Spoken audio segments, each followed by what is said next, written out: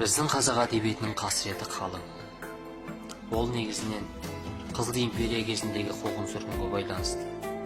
Әйтсе де, халықтың аты халық, өнердің аты өнер ғой. Шалғындай орып, құрақтай қырқып, жайпап жатқанның өзінде елге ес болатын бірер азамат қалғанды. Мұхтар Әуезов, Сәбит Мұқанов, екі Ғабең бар. Солардың арқасында қазақ әдебиеті жетімдік көре қойған жоқ. Бір күйменің төрт дөңгелегі, бір тұлпардың төрт тұяғы тәрізді. Бұл төртеуі өнер керуенін адастырмай біраз жерге алып келді. Міне, осы төртеудің бірі және сол төртеудің ішіндегі саясаткері, дипломат Дауы Ғабит Мүсірепов екінші рет келіп жазушылар одағын басқаруға кірісті.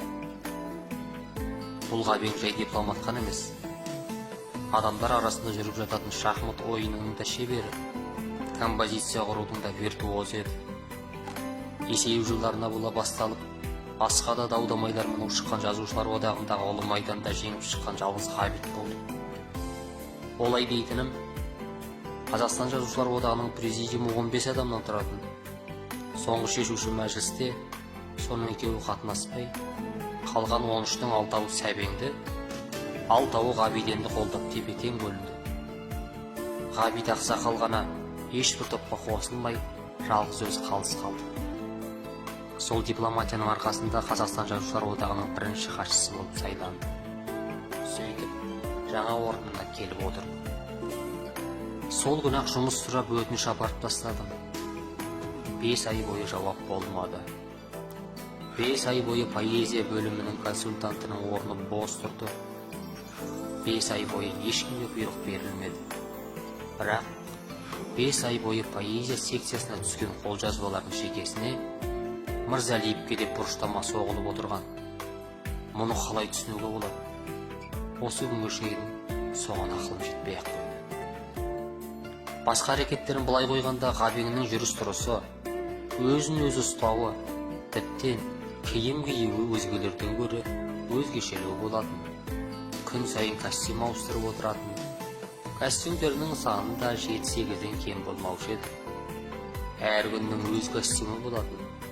Кейін сол костюмдерге қарап, аптаның қай күні екенін жаңылмай ажырататын халге жеттім. Киім-кешек өз алдына Ғабеңнің кейбір қылығы әйелдердің қылығына ұқсайтын. Қастарының айналасы көбіне көп көгілдірленіп тұратын. Мұнысы несі деп ойлаушы едім. Сөйтсем, ағамыз әлсін қасында қырып тұрады екен. Төңірегін әбден тазалап, жіп-жіңішке қас қалдыратын. Дұрыстап, оқып тұра көңілін күресең, дөңгелек жүзінен әбден баптаған, массаждаған әжімсіз бетінен опаның да белгісі байқалатын. Қысқасы, сән қойжан болады. Соның бәрін қыз-келіншектерге ұнау үшін істейтін әрине. Замандастарының куәландыруына қарағанда, сұлулардың соңына шам алып түсетін дала дон жуаны. Қаншама сақ болғанмен, абай болғанмен, жеңгеміз соның бәрін сезіп, бәрін біліп отырғанға ұқсайды.